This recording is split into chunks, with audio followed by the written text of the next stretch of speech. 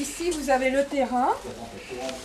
Voilà, vous avez les éducateurs qui sont en train de préparer leur séance d'entraînement. D'accord. Hein. Et il va y avoir des débutants, des poussins. À 16 h, nous allons avoir les benjamins. D'accord. Donc c'est un autre éducateur. D'accord, très bien. Ici vous avez le local arbitre. Ici vous avez le local arbitre. Ici c'est une annexe à côté. Donc l'arbitre le week-end se déplace ici. Il se déshabille, il remplit sa feuille, il contrôle les licences.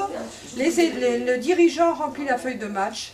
Après, l'arbitre vérifie si la feuille de match correspond aux licences. D'accord. Voilà.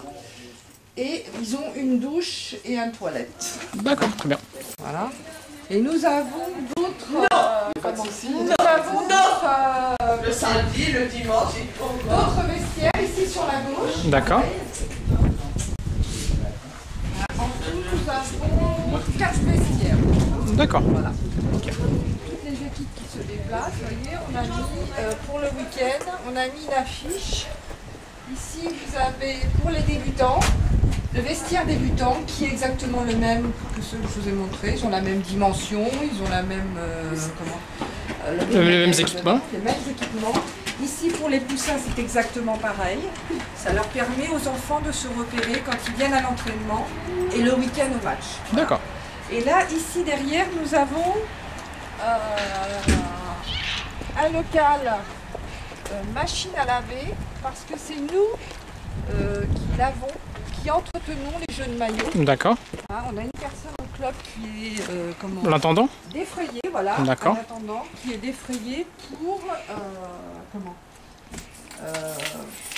entretenir les maillots. D'accord. Ici c'est le local où tous les maillots sont rangés. D'accord. Et puis à côté nous avons donc ce que l'on appelle nous la laverie.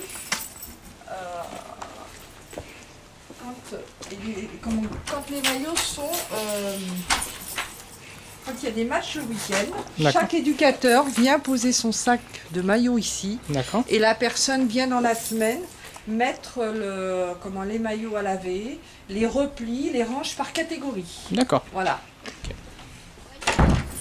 Et puis ici nous avons juste à côté, nous avons un local pareil où les éducateurs rangent leur matériel. Ah, ils ont ordre de ranger leur matériel correctement. D'accord. Ah, et de faire l'inventaire régulièrement de leur matériel parce que sachant que ça coûte très cher. Et moi, en tant que trésorière, je suis très exigeante à ce niveau-là parce que c'est pas notre argent, c'est l'argent du contribuable et nous devons la dépenser correctement. D'accord, c'est une bonne résolution. Sinon, ici, nous avons un gymnase. Là, ici, il y a un gymnase. Ici, vous avez aussi la maison du gardien. Donc, il n'y a plus de gardien parce que ça coûte trop cher à la municipalité. D'accord. Donc, ce bâtiment, maintenant, est affecté au basket, aux dirigeants du basket et ce qu'ils appellent l'USB, l'Union sportive de Bois-le-Roi. Ça comprend le basket, la gym...